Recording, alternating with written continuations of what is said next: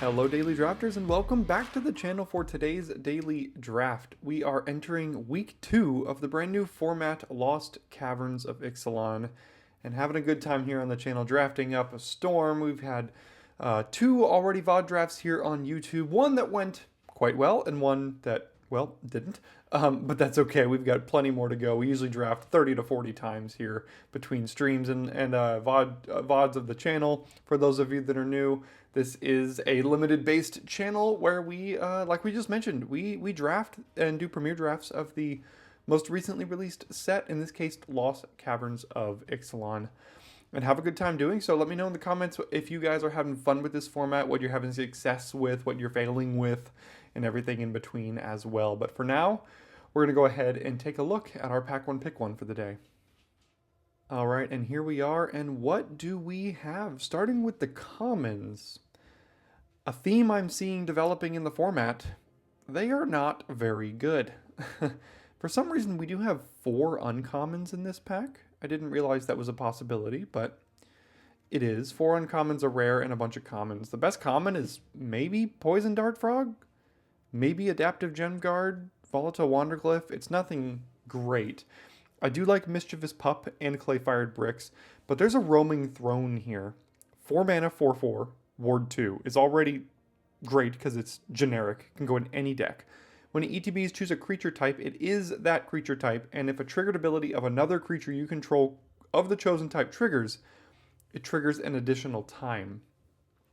So, you know, if I chose Dog for this and then cast a Pup, then I could potentially return 2 things to my hand. Or if I chose Pirate, I could have this ETB and stun 2 things. So just a pretty generically great card to put in really any deck here. All right, looking at the commons in this pack, and once again, not particularly excited by any of them. The best of them is probably Spider. 4 mana, 3/4 reach, mills 2 when ETBs if you want to. A 1 mana, 1/2 that could be a 2/2 with haste. I guess good thing there's a Geological Appraiser here, because I do really like this card. 4 mana, 3/2 when ETBs, if you cast it, discover 3. There's also Kinjali's Dawnrunner and Twists and Turns. This is an interesting build around that I think is worth it in some of these green decks. I haven't found myself in green very often because I don't think green is a particularly great color here in the format. But I think Geological Appraiser is the best card in this pack, so I'm going to go ahead and take it. All right, now we've got an Armored Kincaller, which is fine. We've got an Envoy of Okinek Ahau, which is meh. We've got a Plundering Pirate to go with our Geological Appraiser. 3 mana, 3/2 ETBs make a treasure. I do like that. There's a Dowsing Device that could wheel, go into a red artifact-based deck. There's also Deadweight, which is good, but in yet another color. Zoetic Glyph is also fun for the blue-based artifact decks, which I think are real in this format. So the question is, do I stay red with my Appraiser and take the Pirate, which I think is worse than both Glyph and Deadweight, or do I branch into a second color at the expense of staying in the same color? And I think I'm going to stay in the same color with the Pirate here. I've really liked this card. I think it's one of the top red commons in my opinion. And I'm just going to stay red, again, at the expense of that Deadweight there. And unfortunately, red is already getting cut. The only red card here is Ancestor's Aid. And that is not one that I really need to take particularly early at all. Now, there is a Skullcap Snail, which is good. There's a Malamet War Scribe, which is good in pretty aggressive decks, which I don't know if we'll end up being. We could. There's also just an Ironpaw Aspirant here. 2 mana, 1/2 when ETBs put a 1/1 counter on a creature.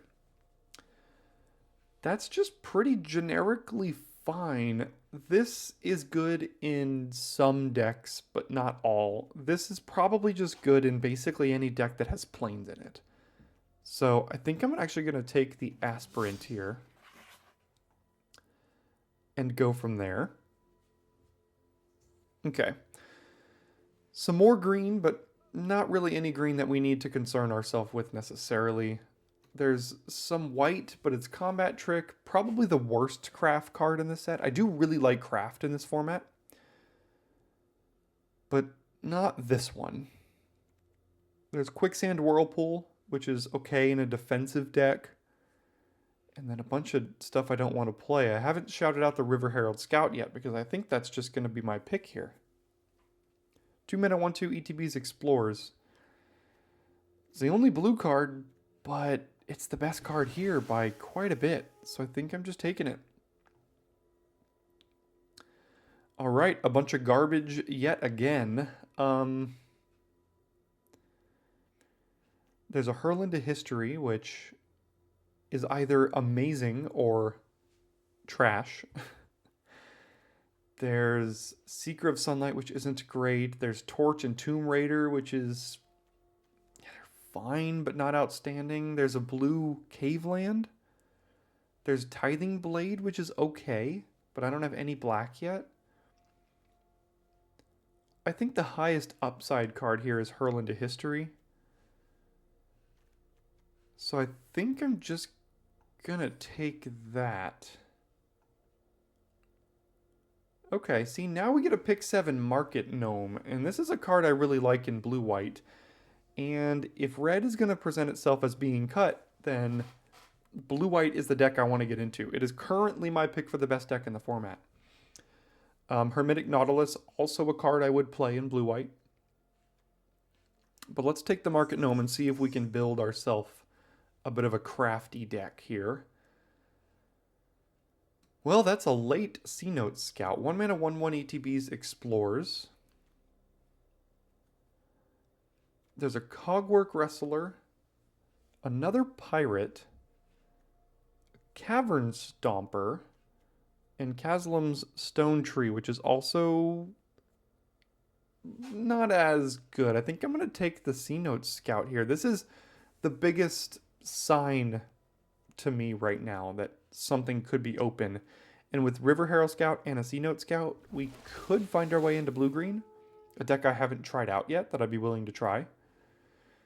Now we wheel an Adaptive Gem Guard here. I think this card is actually quite good, especially if we go blue-white. I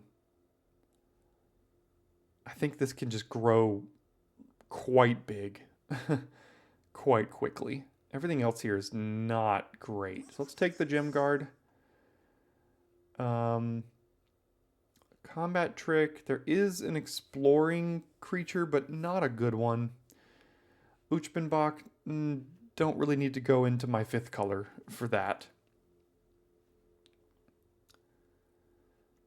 Combat Trick. A Tapper and a Boulder here. I don't think I'm playing any of this, no matter where we go.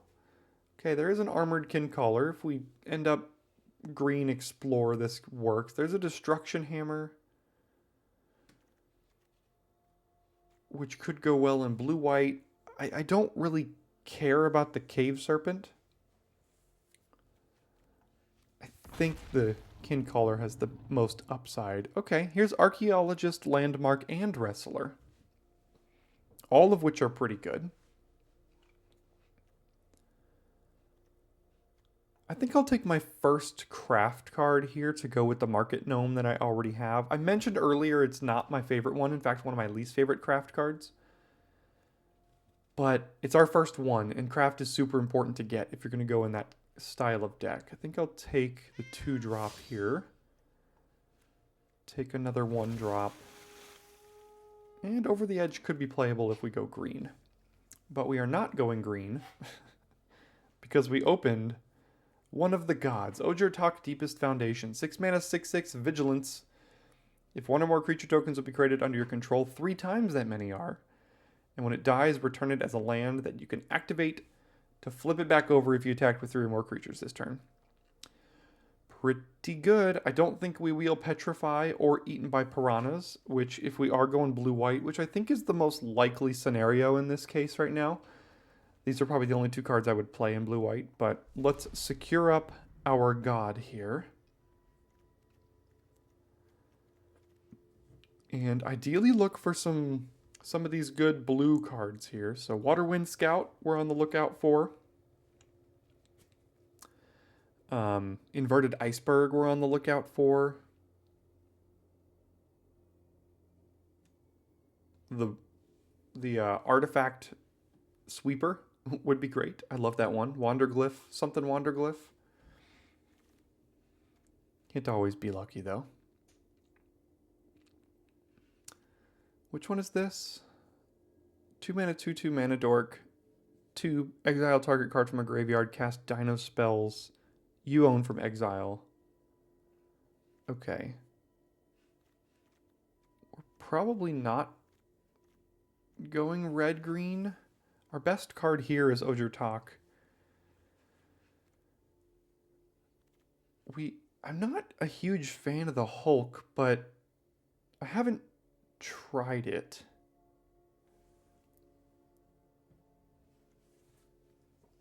Maybe this is just the highest upside. I don't think the Hulk is very good. If there was anything even remotely playable for blue-white here, I would take it, but I guess I'm just going to take the rare for the red-green Dinos deck. And then we see some good cards for blue-white. So that was just a bad pack for us. Guidewing is good. Sunscribe is good because you can tap this in ways other than attacking. Spyglass Siren is probably the pick here. Charter Course is great. River Herald Scout is great. Brackish Blunder is fine. There's a chance at least one of these wheels too. So I'm going to take the Spyglass Siren here. And then we get Zoetic Glyph, which goes perfectly with something like Market Gnome, any treasures, any random things sitting around. I do really like Zoetic Glyph. So I'm going to take that here. And then we get a Master's Guide Mural, and off we go into blue-white. So we're getting rid of Appraiser and Paleontologist as the best cards here, but I think we found our lane in what I think is the best deck in the format. So we're going to take Master's Guide Mural and look to shore up our early part of the curve as well. Before we start, I'm going to have to remind myself to remember what creature type to name with this.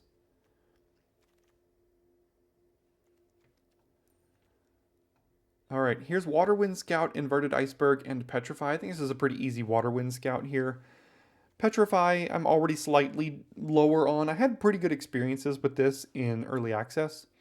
But I think it's slightly worse than my experiences were there. It's not bad. I think I would play the first one almost every time. I do really want an Inverted Iceberg, but I can't pass Waterwind Scout. That's exactly what this deck is trying to do. Speaking of Scout, let's take River Herald Scout. Passing up on Nikanzil, Current Conductor. And pretty easy River Herald Scout for us there.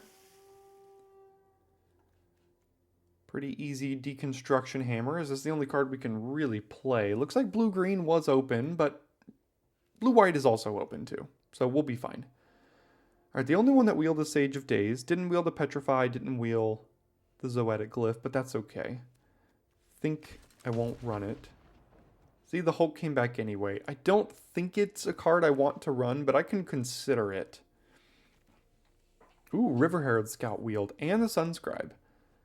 I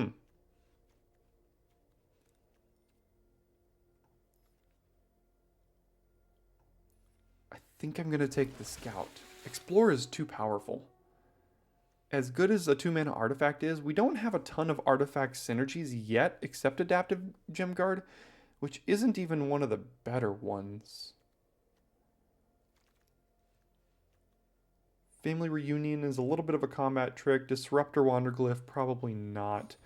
I think with Roaming Throne, we have to name Merfolk because of our 3 Scouts and the Waterwind Scout. We have 4 Merfolk. Yeah. And they all have triggers. The Aspirant has a trigger. The Siren has a trigger.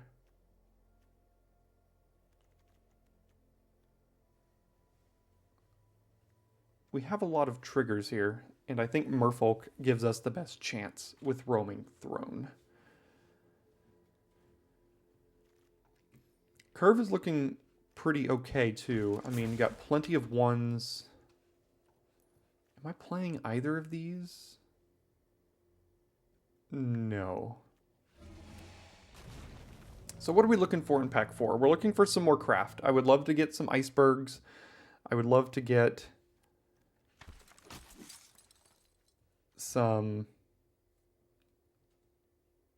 the 2-mana one. There's a 2-mana white craft card as well. What is this one?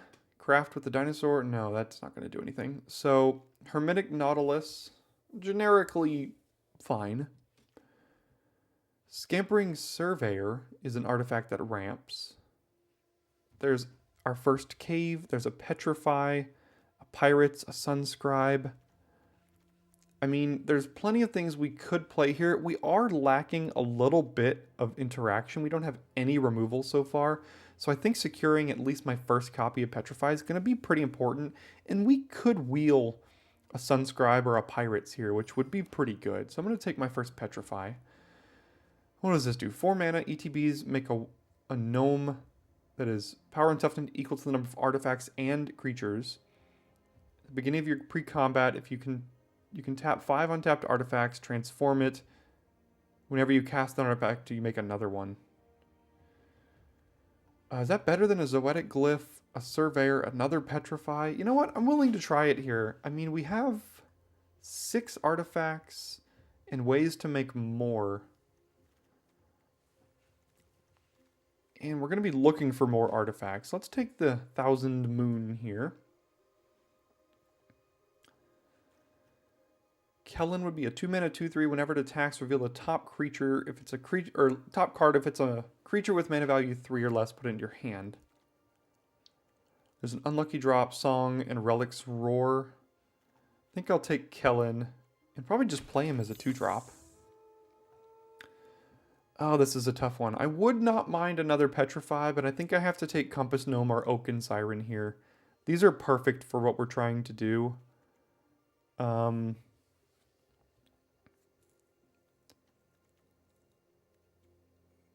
Yeah, I think I'm going to take the Oaken Siren.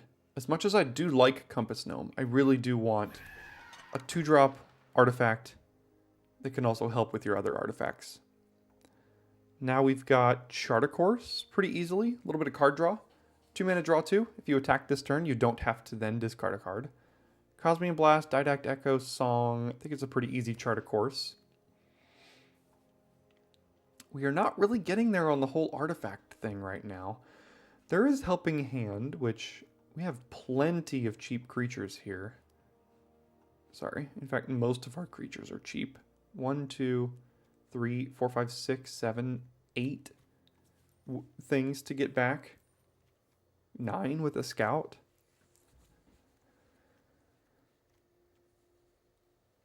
This would be pretty good on the splash. There's not a lot of great ways to splash in this format. I'm going to go ahead and take Helping Hand, and I haven't seen any icebergs except for the one that I passed for a Waterwind Scout. I haven't seen any Tinker's Totes either. That would be a great card for us. I'll take another Chart a Course, though. And we only have one more pick to find one of those good cards I just mentioned.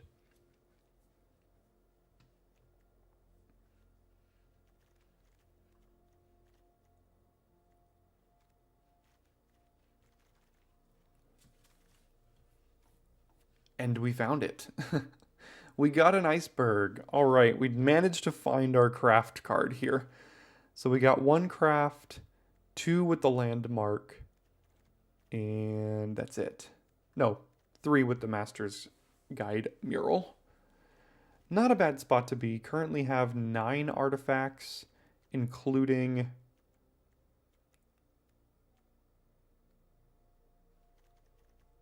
a Waterwind Scout to make a map. The Smithy makes more artifacts. So we've got some artifacts here. Not as much as I would probably want. And then everything comes back. Hermetic Nautilus, Sunscribe, probably what we're choosing between here. I think I'll take the Nautilus over the Sunscribe. I think it's slightly better. Although that's a close one. If I had more of the cards that are like the Gem Guard that you can tap creatures without attacking, I probably would have taken that. But with Gem Guard being our only one that does that, I think that means I won't take it.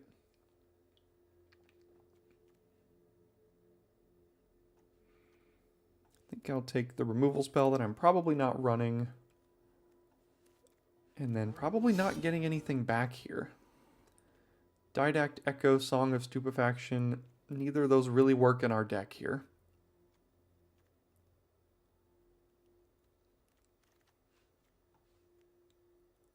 I don't think I'm running that, but I'll see in deck building.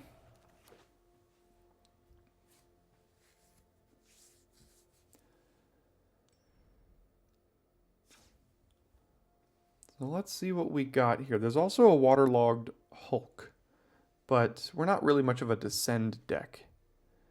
I think 17 lands is going to be good with our 3 craft things, double Chart a Course, Helping Hand, I think is going to be fine in the deck. I'd like to keep this craft. That's a potential cut. That's a potential cut.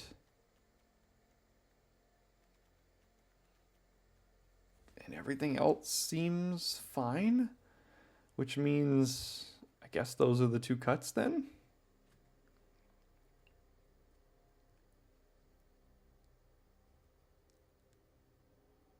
I mean, there's a Deconstruction Hammer, but it helps with our artifacts and also gives us a little... It helps their artifact count and also gives us a little protection to kill their artifacts. Yeah, I think I'll get rid of the Hurl into History now. And then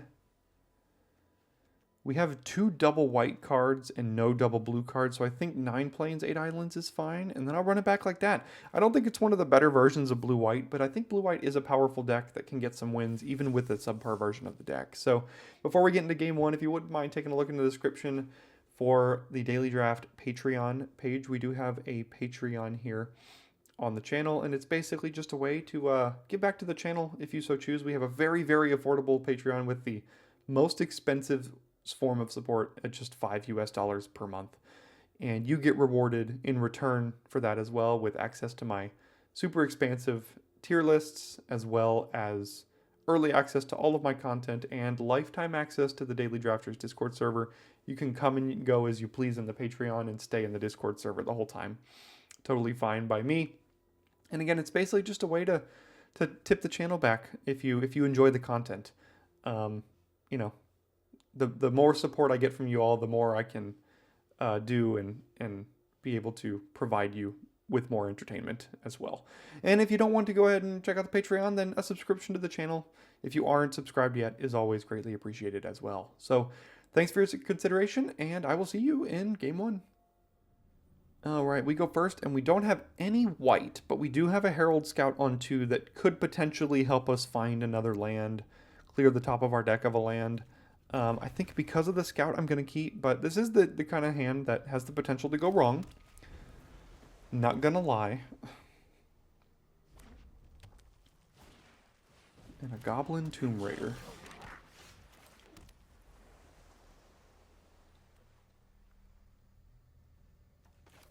Let's lead on the Scout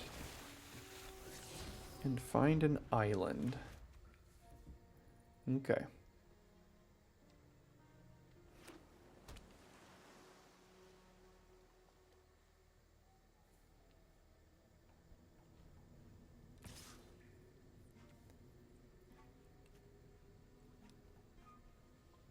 Happy to trade with your combat trick here if you're just not going to play another creature. It happened to be a flash artifact. Not quite a combat trick, unfortunately.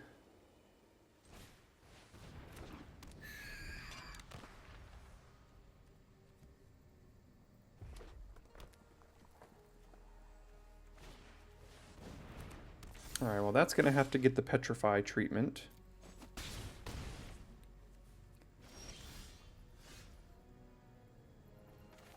And I think I have to do it now as I'm at 13. I don't really have time to do the whole Gem Guard thing this turn.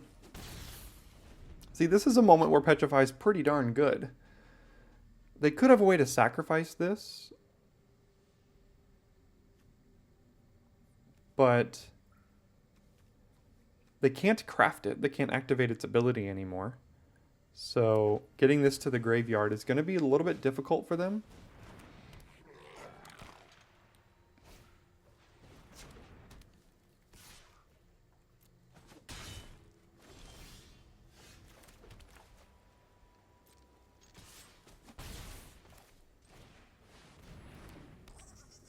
So I could tap both of these for a counter, but I have to keep this back to block, I think.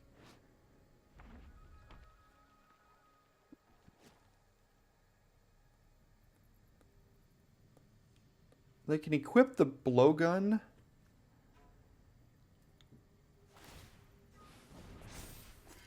And then I think I have to block because every creature they have is gonna have death touch when it attacks, which is really annoying.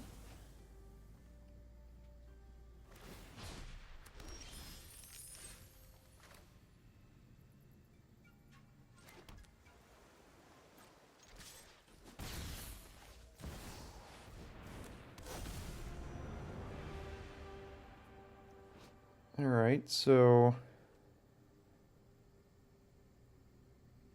we've got our 6/6 Vigi.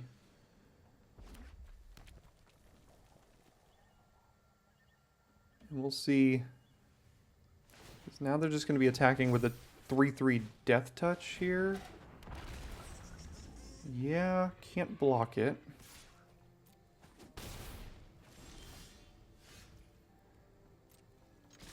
Let's get in. They also can't really block.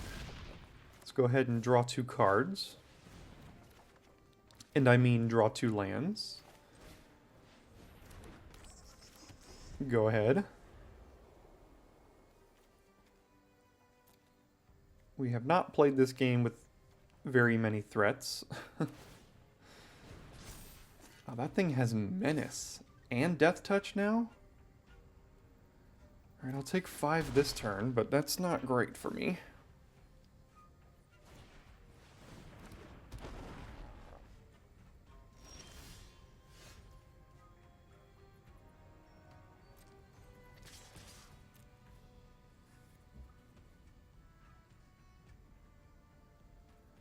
Alright, Chart of Course, you're going to need to do some work here.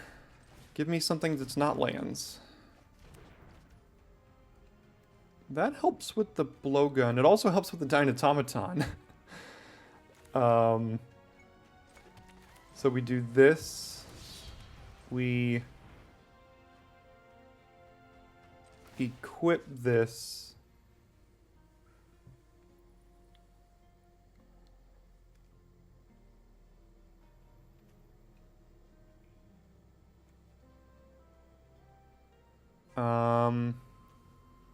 Does it matter?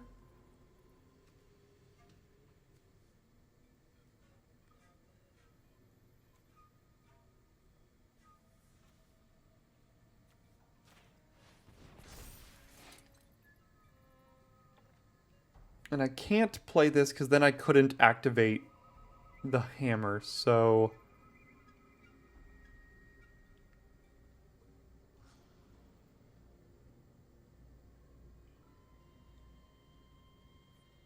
I think I just end the turn.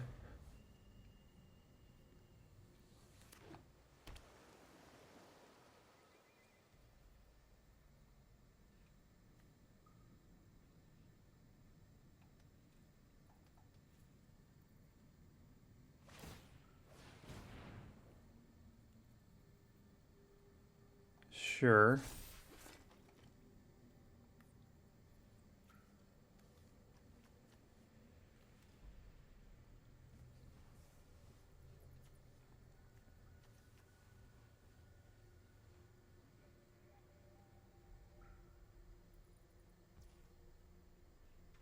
see how they attack.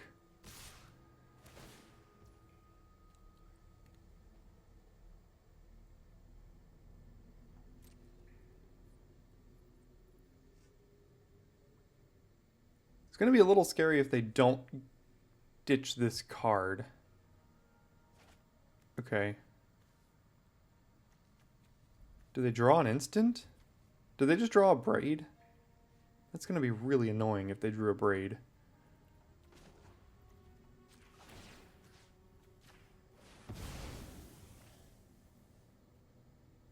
Oh, I guess I could have still blocked with it. That's kind of annoying.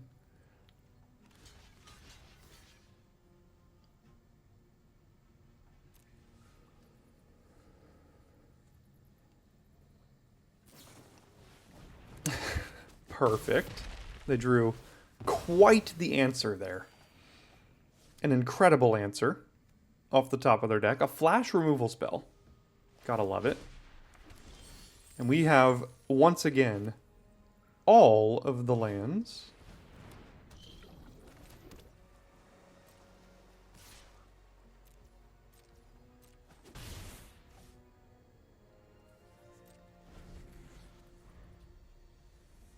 Only 6 left in our last 19 cards here, so that's great.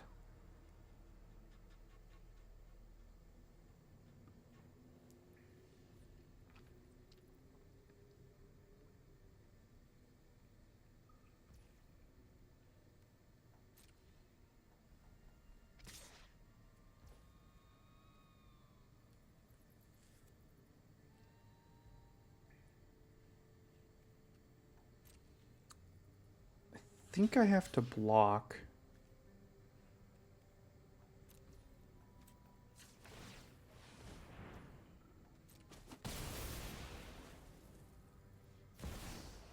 Oh, perfect. And then they equip that it has reach.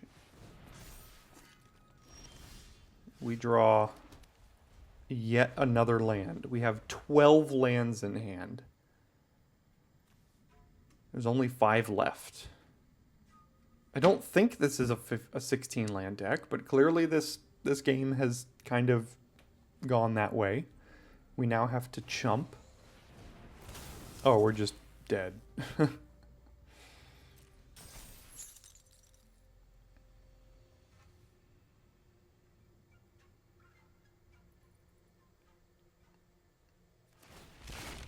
Let's see if this works.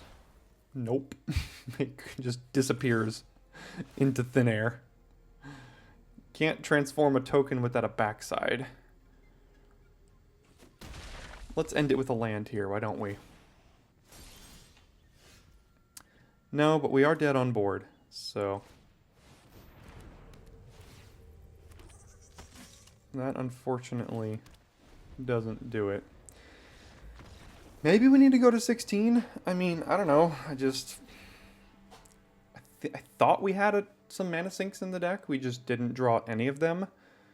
We draw a double Chart a Course and drew 12, 13 lands there. So, I don't know. Alright, we're up first with Kellen on 2 here. Into Chart a Course on 3 if Kellen does have the ability to attack. And we have both colors of mana. And I did cut a land, go down to 16 lands, and add just a random 3-drop. Maybe results oriented from last game, which was really annoying. But hopefully that ends up being the right decision here.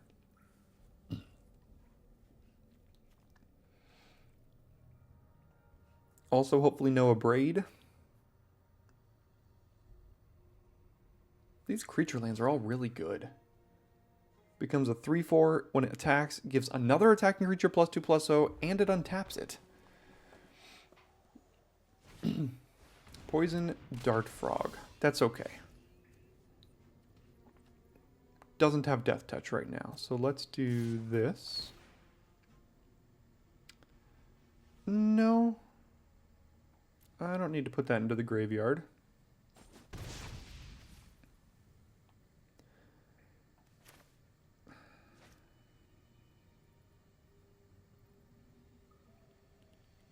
Let's do chart a course and a land. And the next turn we can petrify and scout potentially, or just Thousand Moons Smithy.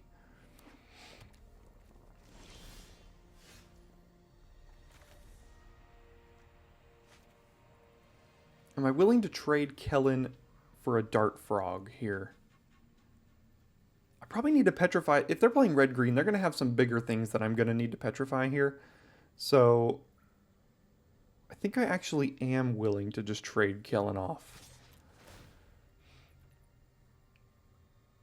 Yes, I will put the land into the graveyard this time.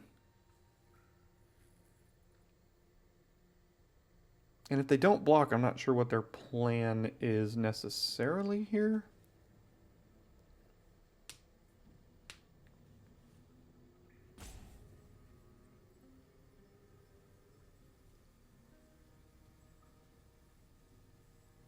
I think I'm just going to play Thousand Moons Smithy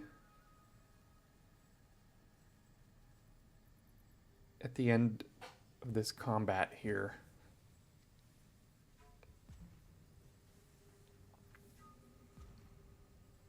Alright, they will make the block. That's okay. That's less okay. Yeah, that's kind of annoying, actually. Can't say I expected Malamet Scythe to be the play, but, you know, it worked out. Definitely worked out.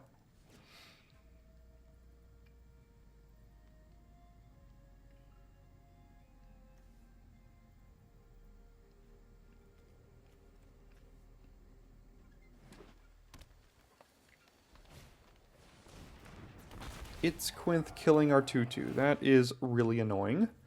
This is just working out perfectly for them.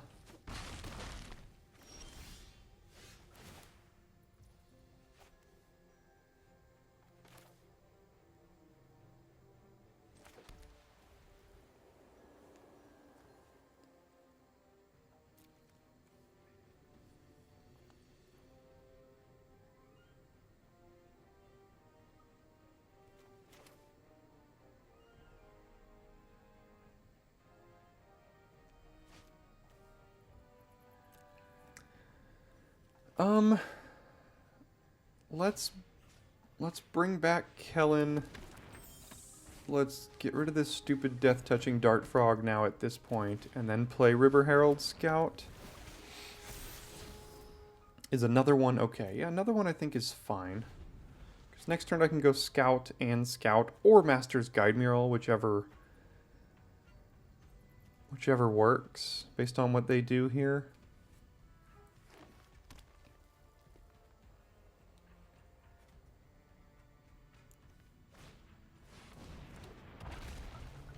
That's annoying.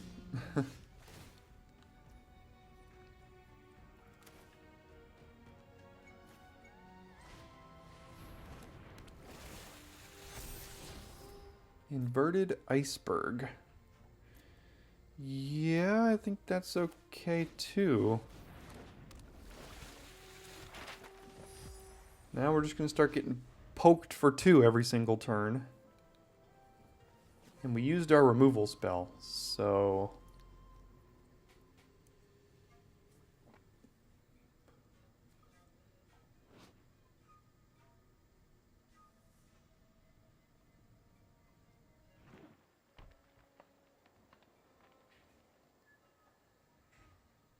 So, could flip this.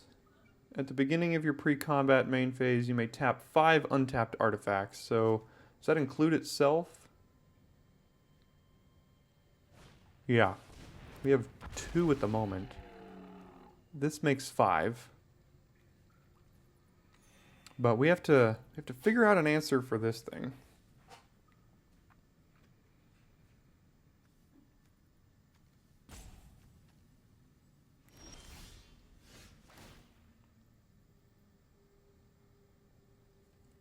Oh, and or creatures.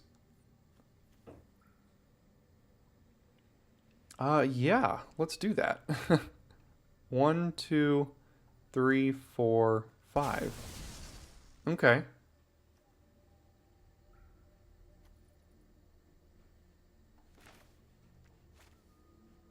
Alright, well that's going to be a way that we're going to start taking over the game if we can survive enough here. I forgot it was and or creatures. I thought it was just artifacts. That makes it much better. Although we're gonna take 2, go down to 13. Next year we might take 7, go down to 6. Might take even more if they animate that. Okay, so yeah, they might just animate that. I'm just gonna chump whatever they attack with.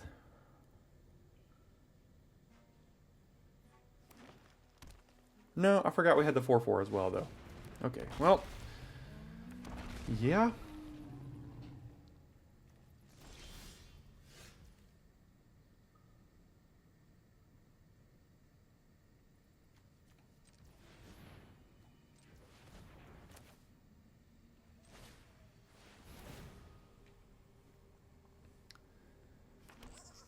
Oh, it's a 9/9.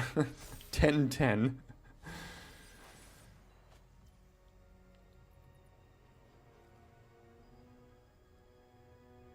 But is it enough?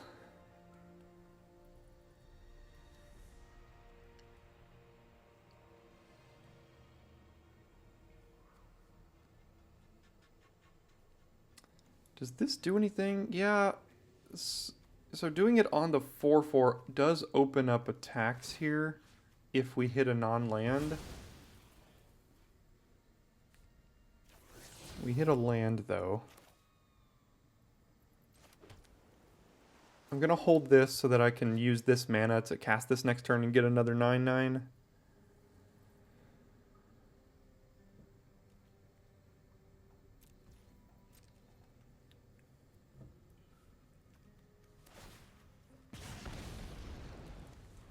I just don't know what our answers to this are.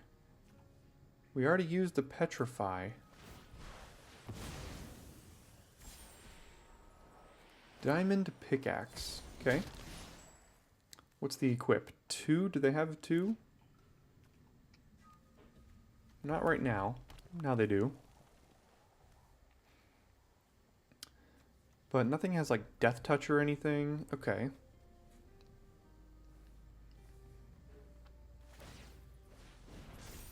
Sure.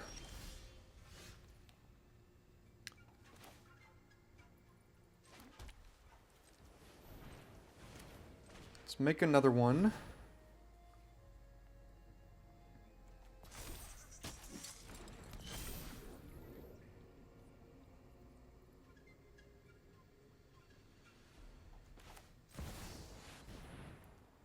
Alright, we're trying to outrace this Altasaur. We might be able to do it. It's going to be close. They're going to have to start chumping. But we aren't... It's a 6-turn clock. We should probably be okay. Like, we get in here now.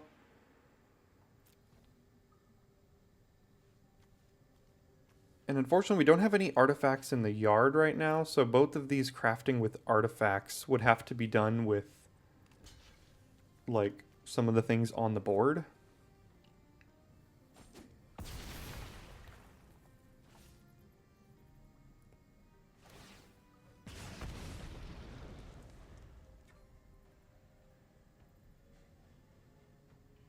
So we have 4 turns to kill them right now. I think that should be enough, as it currently stands. Okay. Depends if they keep drawing chump fodder. Because we're at 7. We're kind of at 5 right now because of this. Because we're not winning next turn.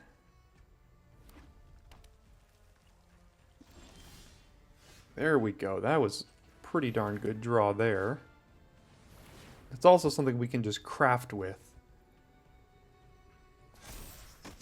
15 15s. Oh my gosh. 16 16s.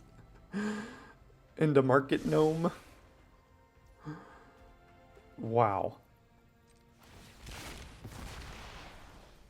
Let's craft with this thing.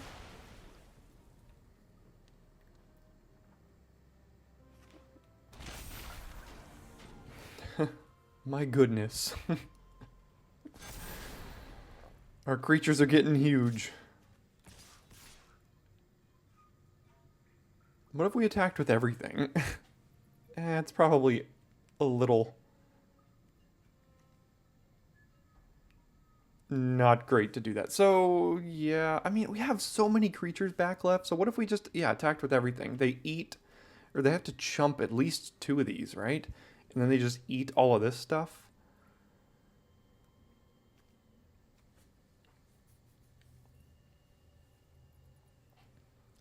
Five blockers. 1, 2, 3, 4, 5. Take. But we basically just win next turn. There's really no reason to attack with everything and get overzealous and have them top deck some sort of direct damage spell or something.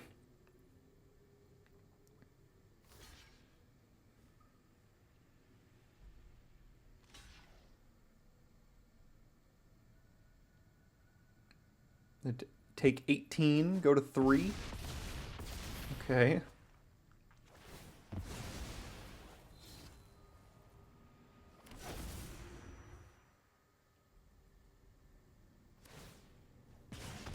Go to 7.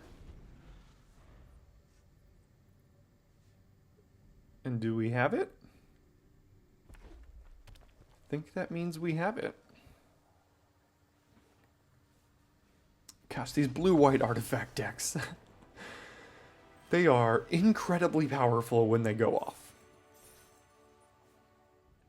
Alright, pretty decent start here. Would be much better on the play, as Kellen would likely have better attacks, but I'm not mulliganing this hand with Kellen into Scout, into a Gem Guard, potentially.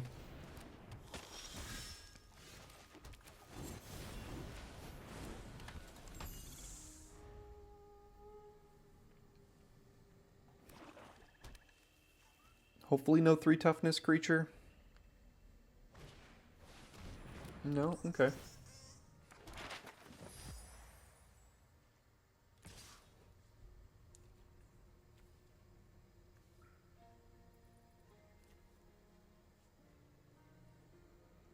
So he could sacrifice both of these to eat my Kellen here. I think I'll just let him hit me.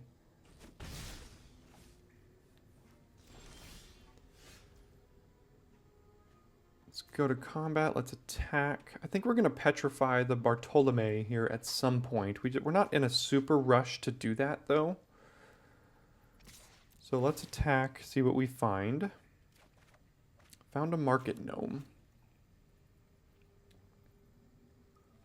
Does that change what I want to do here, as opposed to just playing a scout?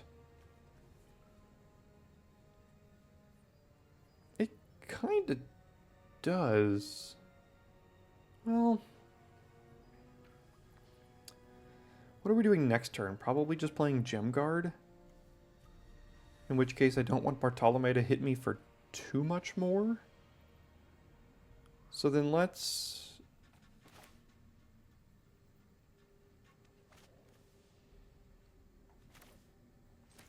just play the scout here.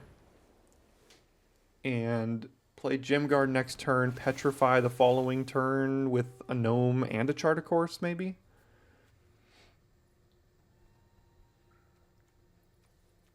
I'd like to get this thing down and growing. Because we can play it next turn and immediately tap it and the map to make it a 4/4. And then attack with these two, possibly. Okay. That can trade with Kellen, potentially. Milled 2 lands.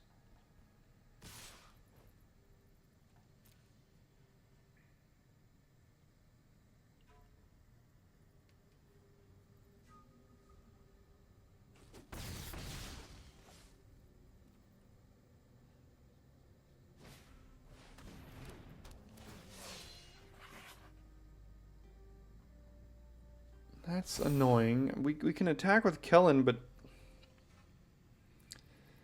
they just bounce off of it and have attacks back here? They're going quite wide.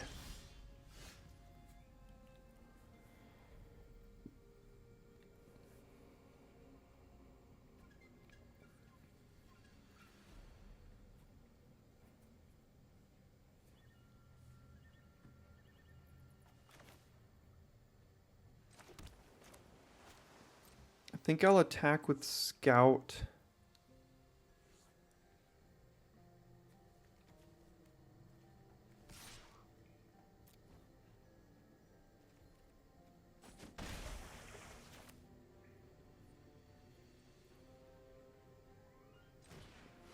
Get the gem guard down, and then do I tap anything?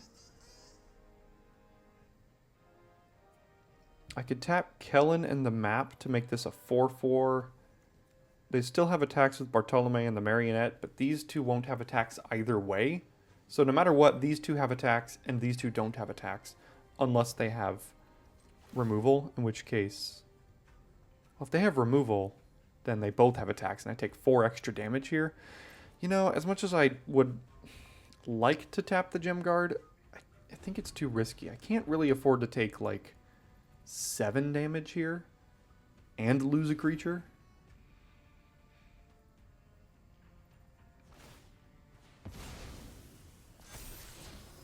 Soul Coil Viper. Now they've got a 3/4.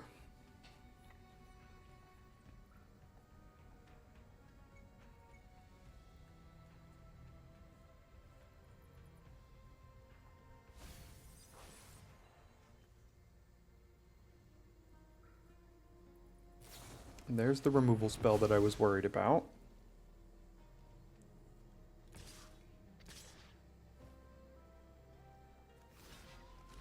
So they could block, they could sacrifice, I would 2-for-1 them here. Or, yeah, no matter what, I'm going to 2-for-1 them. Because they're going to sacrifice a creature and then have these trade, or sacrifice 2 creatures and eat this. So this seems like the easy block to me.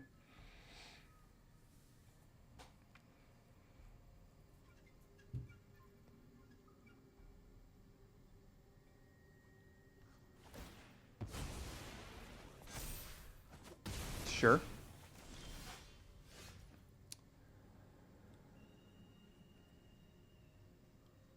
Alright, let's start by attacking and then casting Chart a Course. See what we find.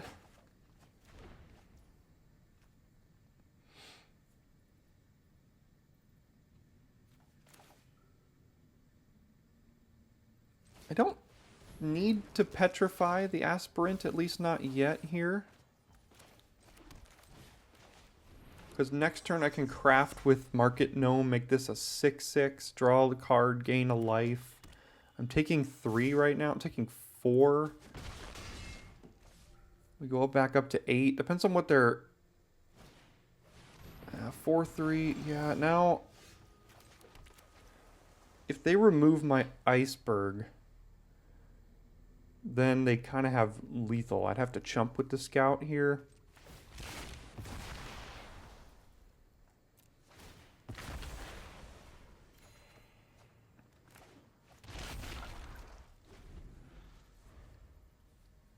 Let's see if they have removal for the Iceberg. They do have... If they have another Join the Dead, they can kill it. Tithing Blade.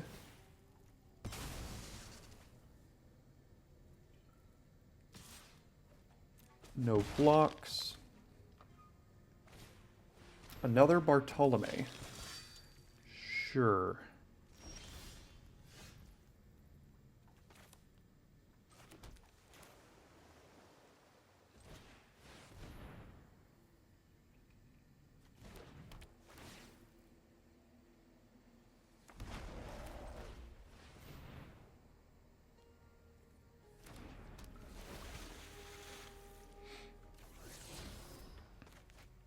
So I can attack with this,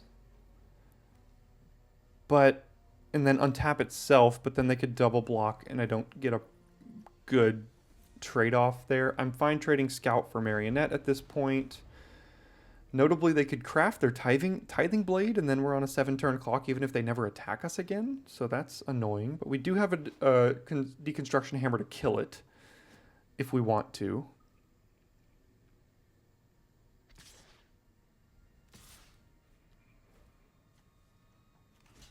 What did they draw? I think they drew +2/+0 and return it back to the battlefield. But I can't not block it here. So I think they drew the +2/+0 trick. Yeah, that's exactly what it's going to be. But I can't not block, so I'll let them do that.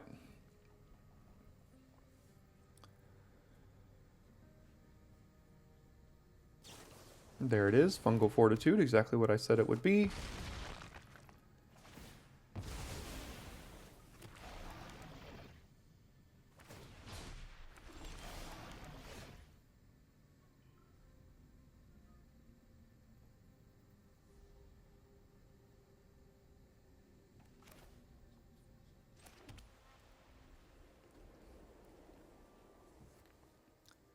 When it attacks, you may tap or untap target artifact or creature. So it can do it to itself. So let's attack.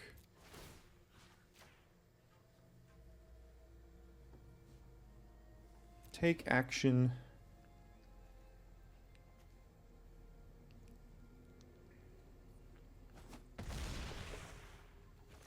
Chart a course.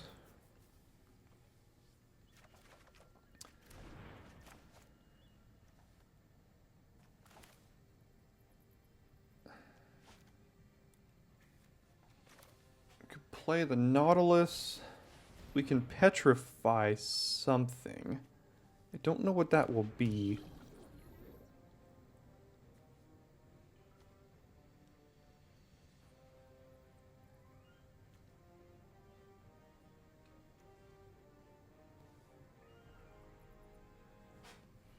We probably should petrify something.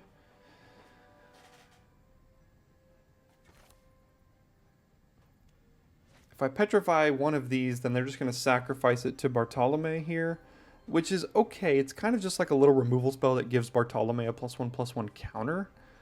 But it gets rid of the thing. So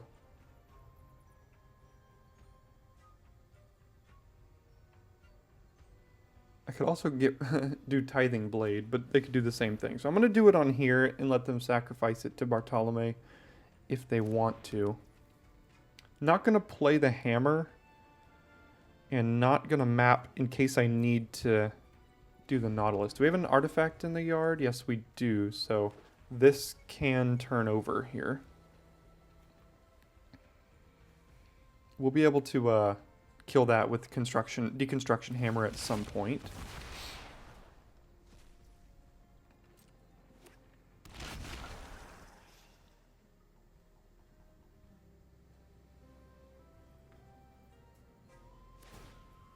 Sure.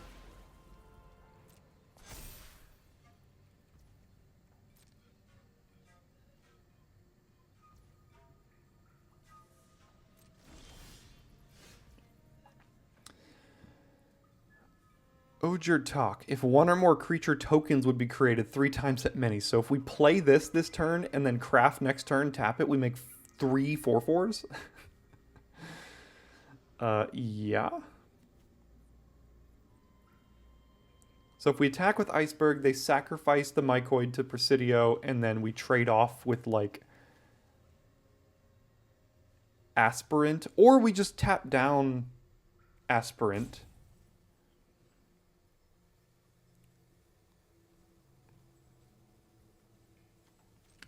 Or we can do this. Let's see what we find here. If it gets a counter, then we have a great ability. So now we have good attacks. So we can do this. And then we untap itself.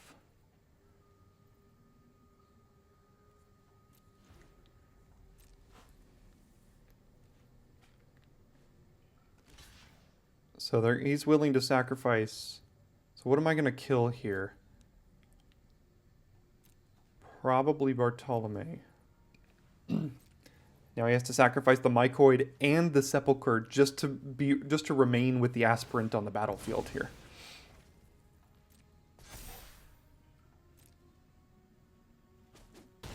Sure.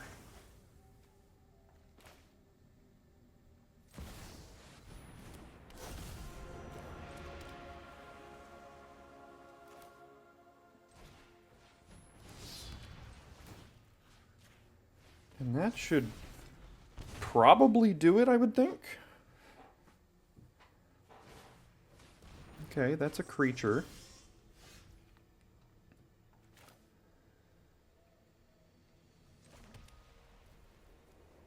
But now we can just go nuts here.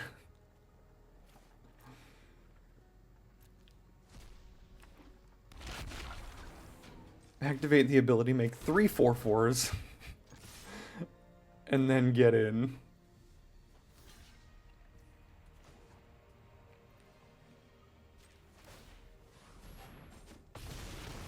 Jeez. There are some wild interactions in this set, I gotta say. Like, we've tapped cards to make 3 4/4s. If you saw last week's video, you got Sunshot Militia and Ogier Toxil, the red Ogier, dealing 4 damage every single thing. We played the Smithy that had like 5 18/18s on the battlefield. It's been wild. Okay, incredibly awkward hand here. But a blue, if we draw any blue, I mean, we win the game. If we don't, things are awkward. What's the worst that could happen? We don't draw a blue? But if we do, I mean, this hand is in like an instant win. Because if we have attacks with the Aspirant, and then we get to Chart a Course, draw 2 more cards, we just get out of it instantly. Alright, they have a 2/3. We're gonna have ourselves a 2/3. Yeah, planes is not what I needed.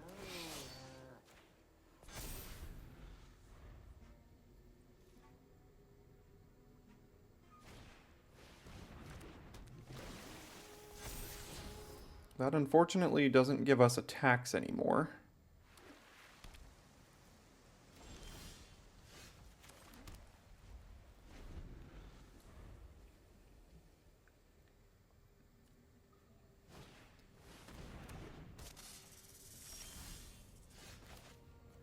You know, sometimes it works out, sometimes it doesn't. It feels great when it does, but, you know, I take full responsibility for what happened here today.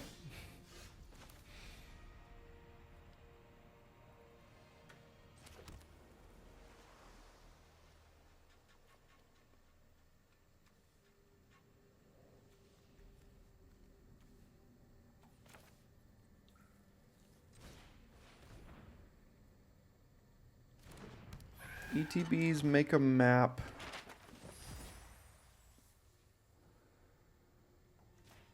Try to explore.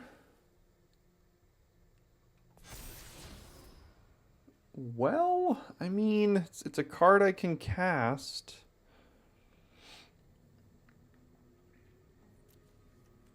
It's currently not, like, great. But it won us a game a while ago. I'm just wondering how we deal with this 4/4 flyer here. The answer is I don't know.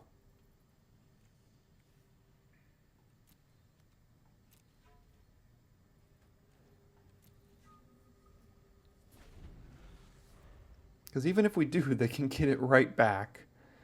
Something my decks have been very, very vulnerable to this format so far have been flyers.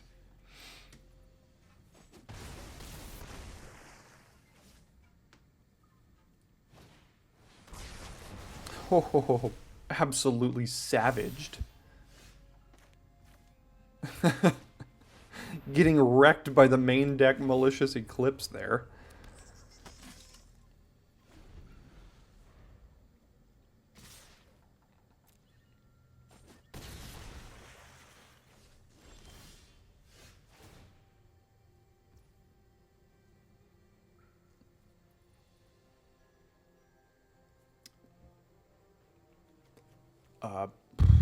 I mean, we have to attack, chart a course, and try to hit another anything. Okay.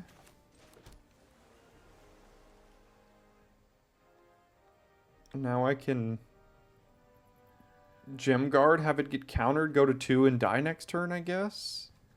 Is our out? I play a Scout and a Landmark. And chump if I hit a land here. I mean, I don't know what our out is.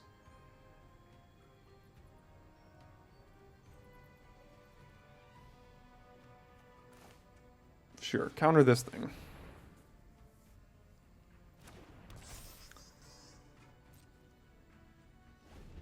No plays.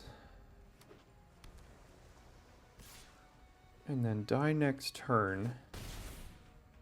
I don't think we have anything to do against that. So we have to try to find something here.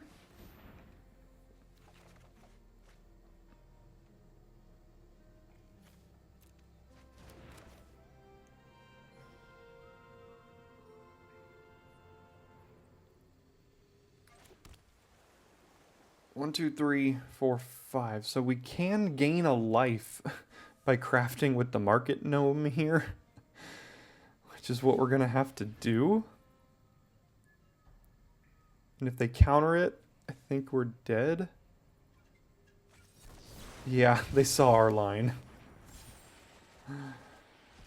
Flip their whole deck. No 1-drops.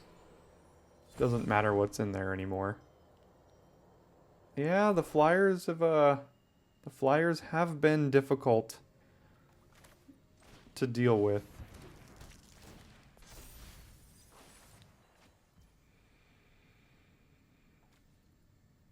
I could bring Market Gnome back, but I can't craft with it, so we die to a 4/4 Flyer. Yeah. Yeah, I only got 1 pacifism in the deck and no bounce spells or anything, and they reanimated a 4/4 Flyer pretty early on. I kept a pretty bad hand, but I mean, had they not had that Flyer, I think we win that game pretty easily. We were well on our way to making a bunch of 18/18s again. All right, this hand, on the other hand, is quite good. Start with the Siren. We can potentially play Charter Course on 2. We could play Oaken Siren on 2 just to get another creature on the battlefield.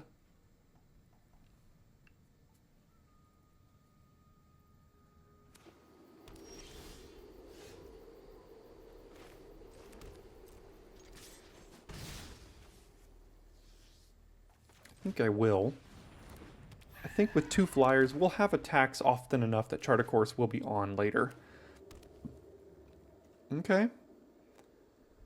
Asincha Caves deck.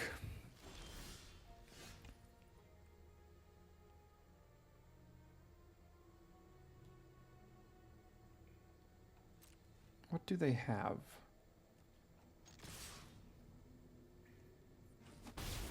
Okay. Just play all of our Flyers, I guess?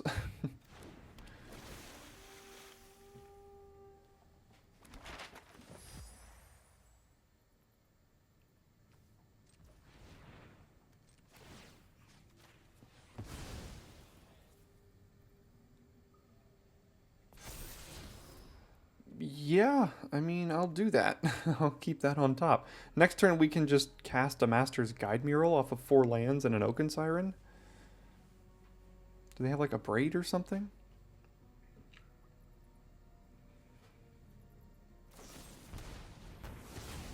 Sure. Interesting choice to do that post-explore resolving, but it's fine. Okay, they're playing the Caves deck. Let's see if it's any good here. Cavernous Maw. Yeah, we'll get in. And then we'll play a 4/4.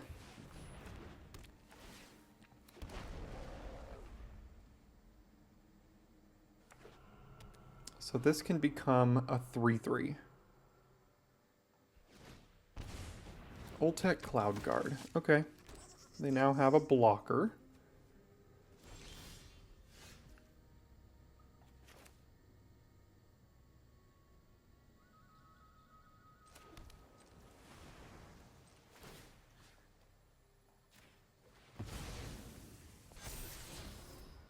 Sure, I'll keep it on top here so that I can go do this and then go on top of them. Now we go here.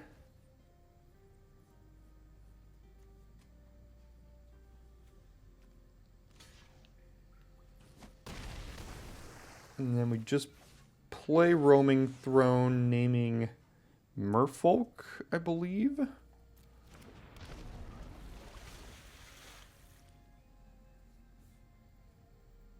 And we are doing a lot in this game.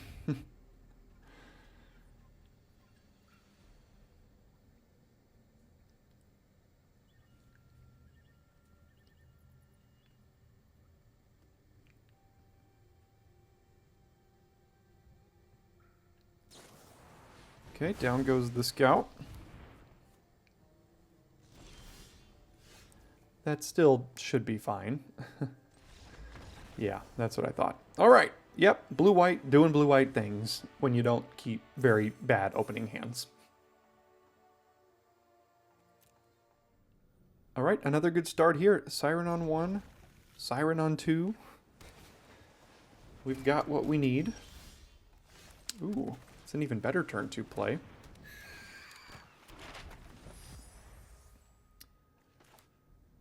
Kellen's just much better on the play, but, you know, can't always be lucky here. All of this is fine by me, if that's how you're going to be using your mana. They put Confounding Riddle in the yard.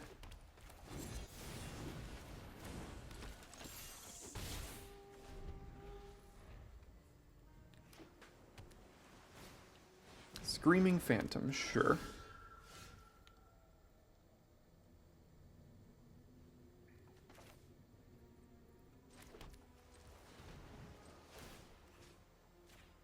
Let's try this, see what we find. Roaming Throne, sure.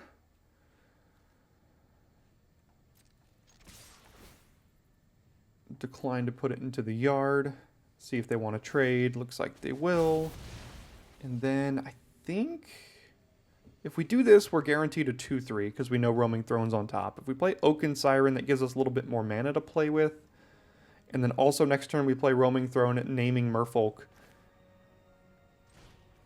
And we'll get double Explorers. Could also just play a Master's Guide Mural next turn. I mean, that's also good.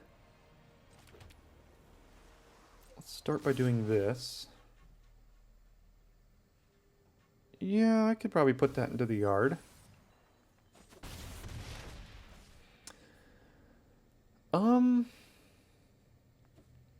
Yeah, I'm going to do this because if we draw a land, next turn we can use the Siren to cast the Throne, still have 2 mana left over for the Herald Scout.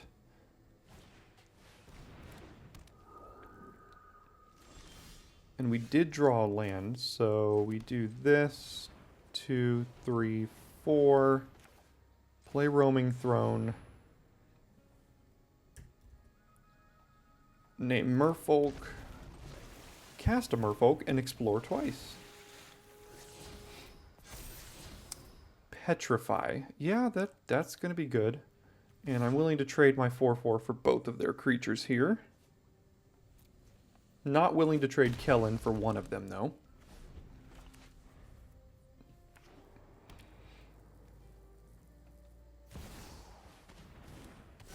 So what is this? Can't attack or block unless there are 8 or more permanent cards in your graveyard. Sure.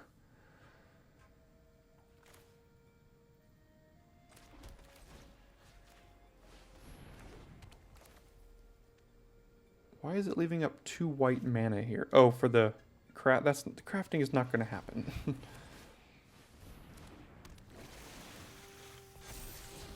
Yeah, that's great. Nothing they have can attack or block. Decline. It might just be dead. I mean, I don't even know. I haven't done the math. They're dead. Okay. Man, these blue-white decks, they are a ton of fun to pilot, and boy, are they powerful. All right, well, we've had good hands here. I mean, Kellen on 2 is something I'm never going to mulligan, especially on the play. I mean, it just has the potential to draw you so many more cards.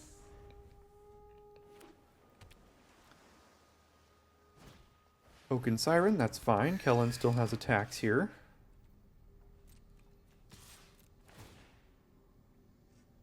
Do I want to put that into my graveyard?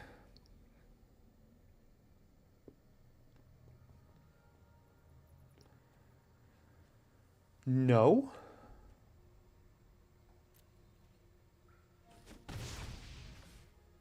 Because I can chart a course and play the landmark here.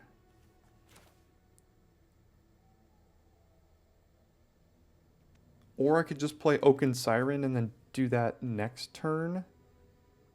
Oaken Siren also could just cast Thousand Moon Smithy now, which would be good to get going, and then I can start flipping that very, very quickly. As soon as turn 5, I think?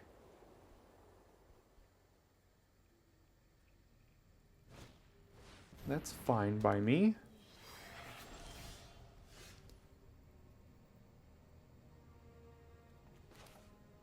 So let's do this, no. Oh, I played the wrong land. Oh, man. That's annoying. You probably saw it before I did. Oh, well. I think we'll be okay. Although, now, next turn I would have 5, so I precisely messed up by playing the wrong land and not flipping it. Oh, gosh. That feels so bad. It's just such an easy thing to fix, too.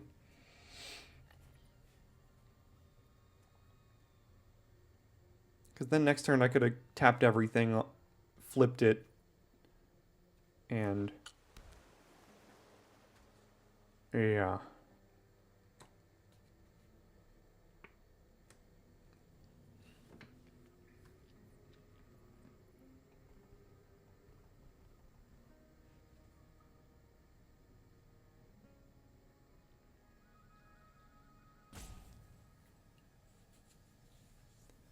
Well, we're here now, so we're going to see where we can go from this spot. We would also have a scry to scry into more artifacts. What a mistake.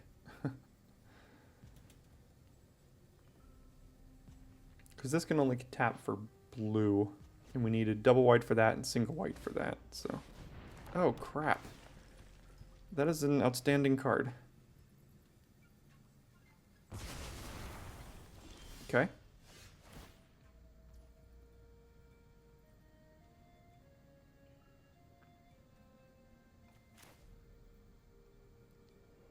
Let's scry before we chart a course here to see if what we can draw into. I mean, that's probably good enough, so... attack...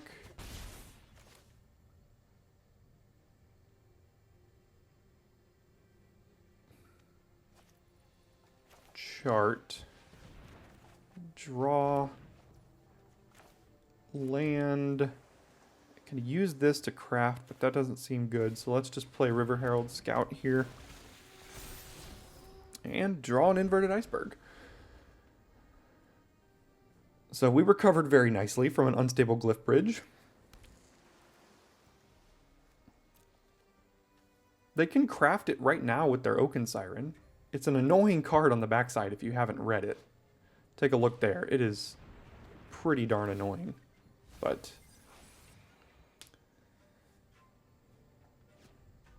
we've got a lot of stuff going on here.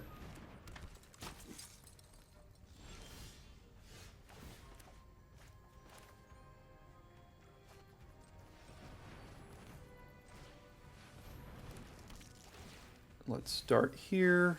Mill a card, draw a Gem Guard, play Gem Guard, and we don't have attacks, so we're just going to go ahead and start pumping this thing up.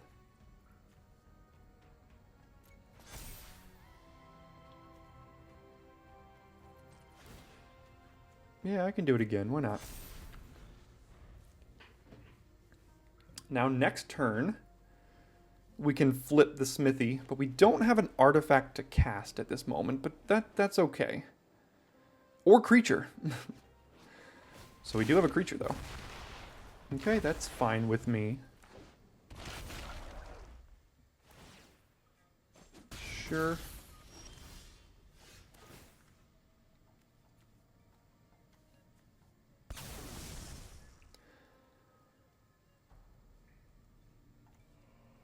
No artifact in the yard.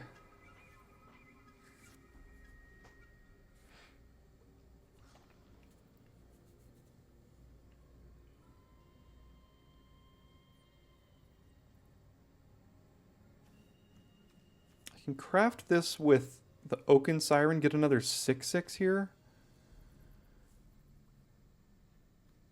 Can't cast spells, right? Yeah, so I could still craft. That way next turn I can cast a creature, get a thing, put some pressure on them so I don't die to this flyer here.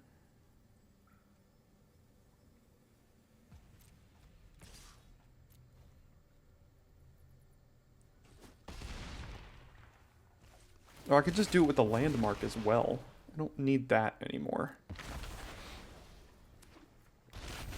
Okay. We might not also really need to cast spells anymore if we stick with these 6/6s here. Those are pretty good.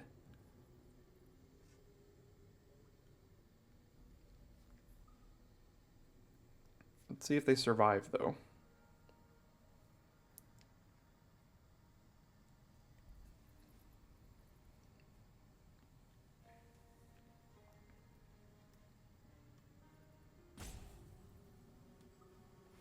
They can attack and hit us for 8, I guess. Would cost them 3 mana.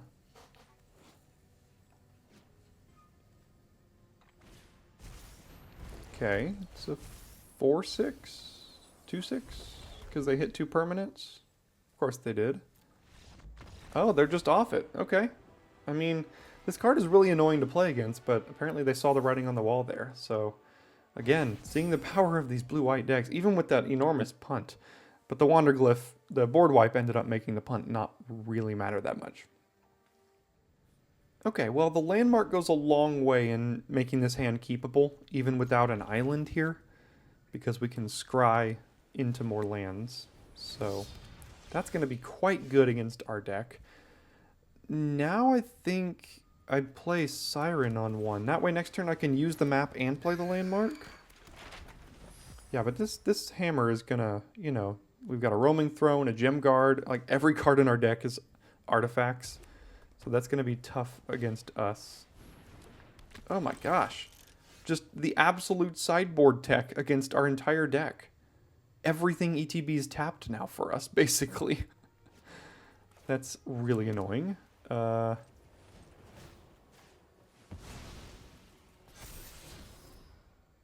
Sure.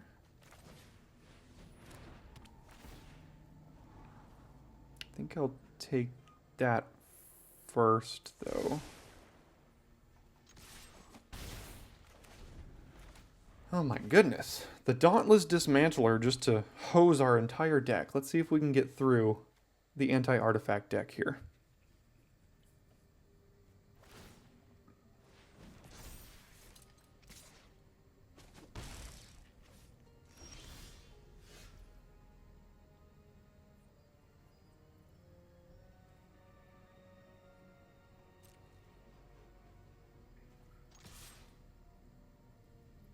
A braid? Oh, acrobatic leap. Ah, this is a weird deck we're going up against.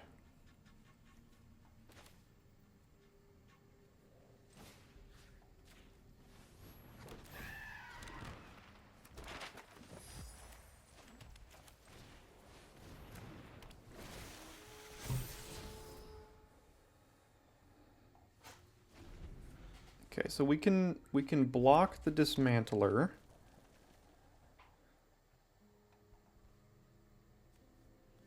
I don't know why I kept putting this on the top. I mean, because they have the hammer, they can get rid of this thing. But there's going to be multiple different artifact threats they're going to want to get rid of here.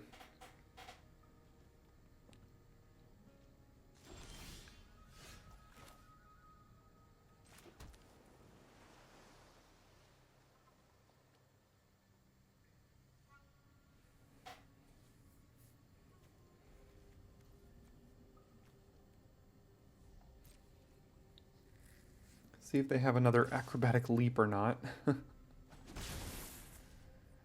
Alright, roaming throne or gem guard. If I play gem guard, I can immediately tap it twice to make it a 5/5, but then they can just kill it. If I play roaming throne, they don't have the mana to kill it because this thing has ward 2. So I think for that reason, I'm just going to play this. Also, they could have a braid, which would make the gem guard not great either.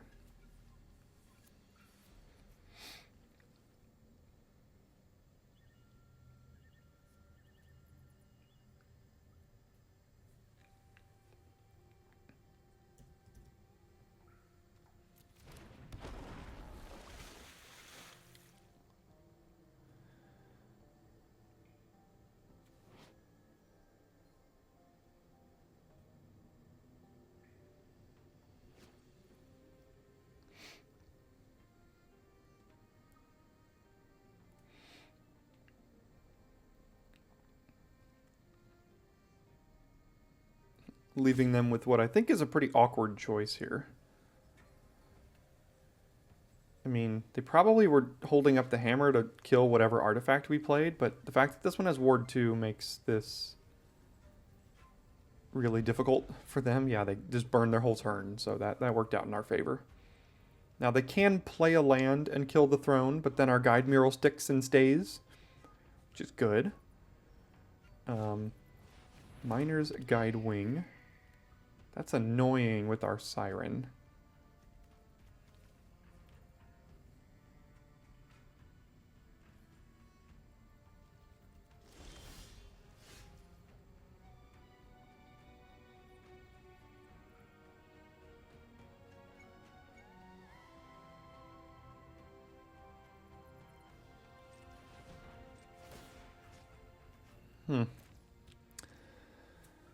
So, no artifact in the yard.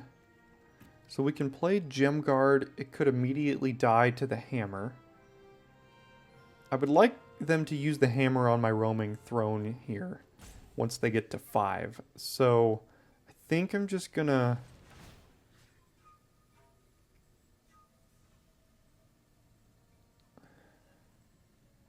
explore here.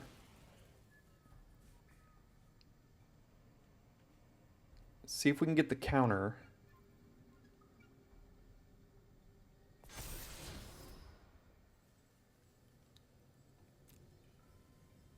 That's another thing they're going to want to kill with the hammer.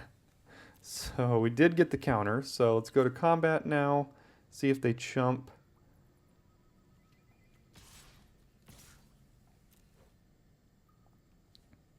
Or trade. Looks like they'll trade. Go to 12. Darn, they did get the counter there too. And the petrify. That's annoying.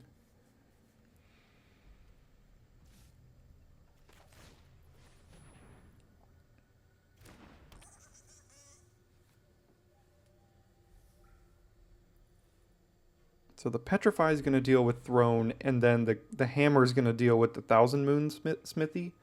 But again, we still have so many big like artifacts that need to be dealt with that like I don't know how many answers they have.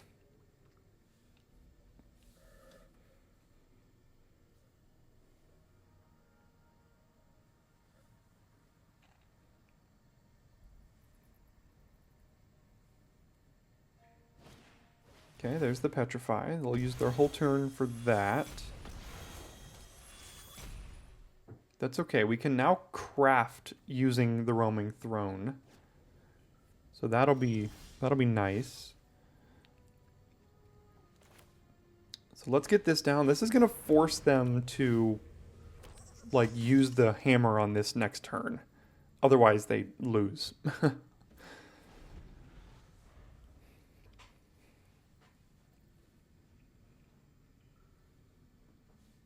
They have to use the hammer on that thing basically right now.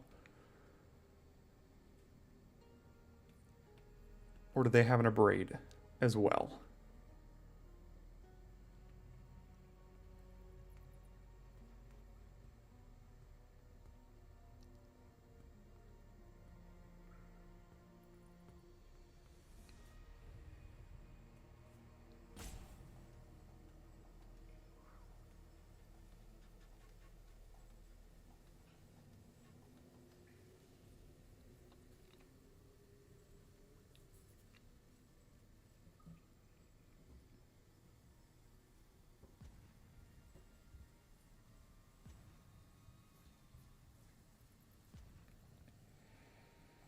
Also, notably, this thing at some point, I mean, they don't have double, or they don't, like right now, they could play a land and use this for 2, which wouldn't get rid of anything. They could use this for 0, which would get rid of our tokens at some point.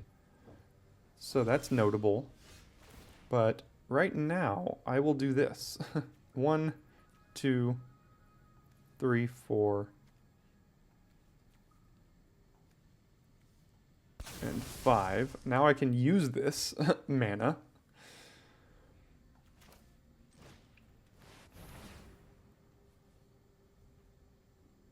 And off we go.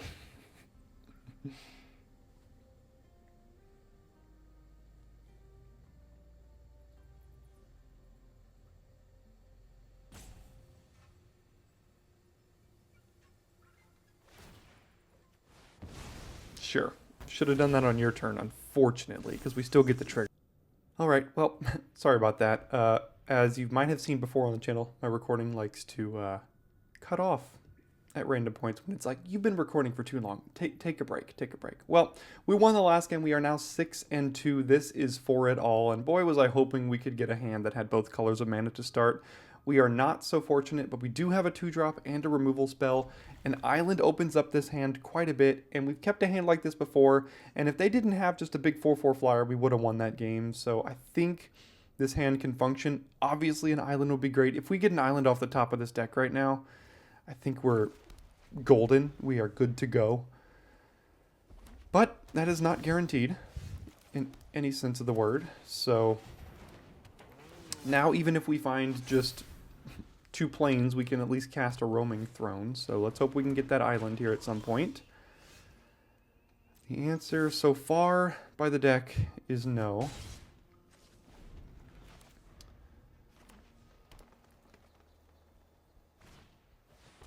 Armored Kincaller, reveal a dino, gain 3. The Panicked Altosaur is the one that we struggled against last time as well.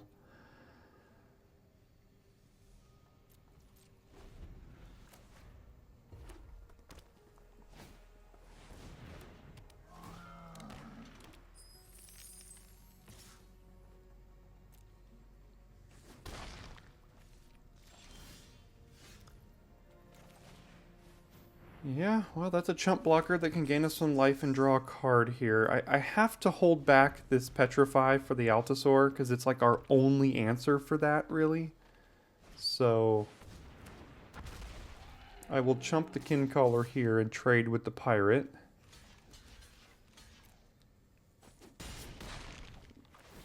And ideally hit a land in 2 draws here.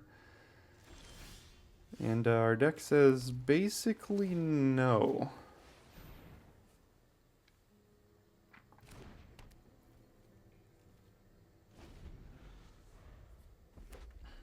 I mean, you know, 13 cards for an island. I think it's a reasonable ask. So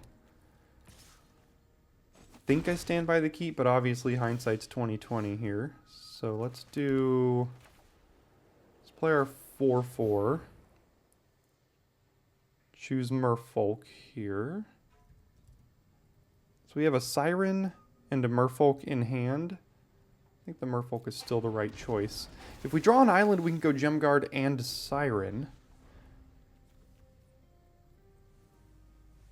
I have to block if they attack, unfortunately. Yeah, I mean... And of course this means they drew exactly a combat trick here. So good for you, I guess. Or are they just trying to punish me while I'm down? Sack that and then discover from the yard. No, poison dart frog and discover from the yard. Okay. Oh, and they hit about the best card they could have possibly hit there. Alright, well, we are online. Let's see if we can survive here.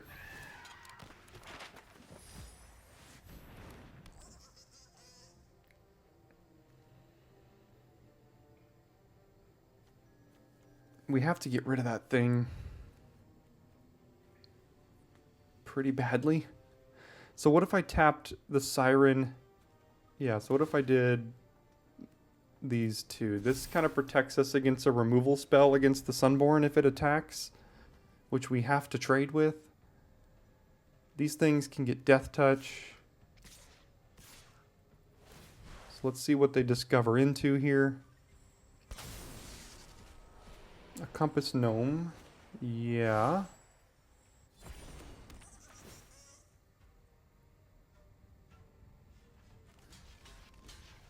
I'm going to double block here in case they have a combat trick.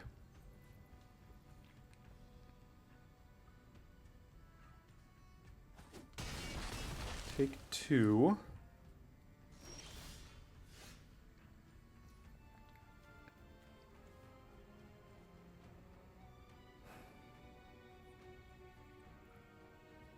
Really awkward. I can use the map on a creature to try to find a land here. So I could do this. Let's try this. We did find a land. That doesn't really help our current situation as much. I guess we can do this here. And we're starting to turn the corner a little bit. I want to keep this 1/1 back to trade with the Dart Frog. So I'm not going to tap the Gem Guard here. Because these get Death Touch and I want to be able to trade. It's a treasure, right? Okay, so nothing in hand. Island, okay, things are happening. Let's get an Oaken Siren down and a Scout down. And we are starting to turn the corner a bit here.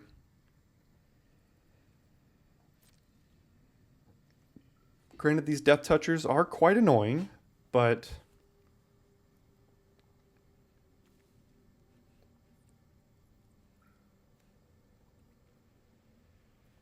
I think that's okay. Once this thing flips, they're going to be in a not great situation here. I wonder if they have a braid to get rid of it, though. Could very well have something. So let's...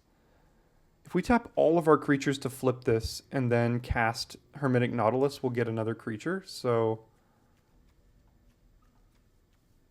And we can cast Waterwind Scout as well.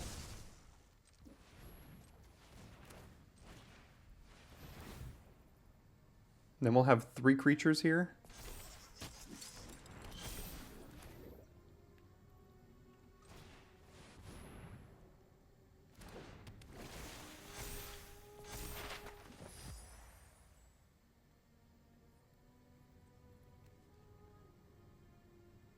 I don't think I care about using the map so much right now.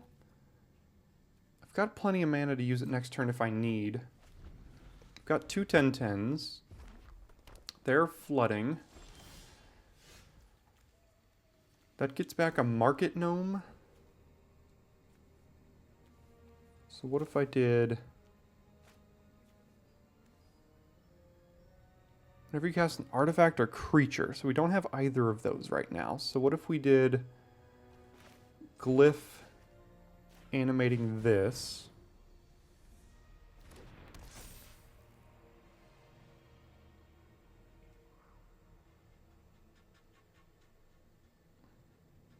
Go to combat.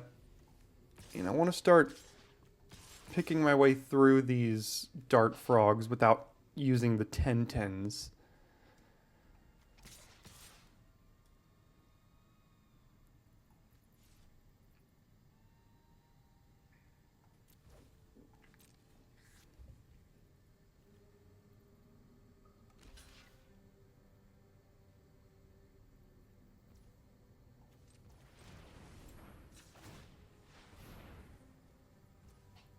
Okay, go to damage. Deal a few. And guess I could get the aspirant back. I could get market gnome back. I don't need market gnome though. Let's get this one back here. It's a good attacker. And I don't think I need to tap anything for the gem guard.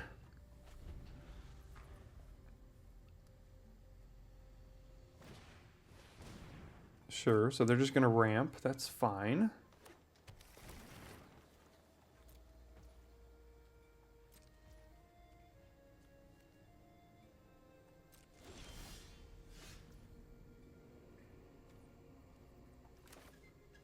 Okay, we get to make another one.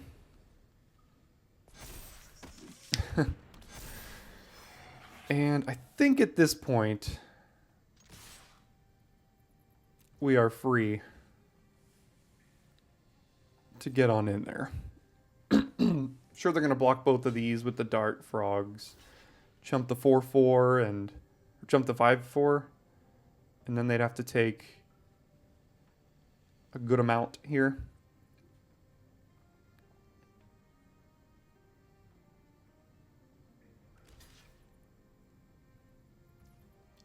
One, 5, 6, 7, 8, 9, 10, 11. All right, so this is lethal. If they don't have removal, then.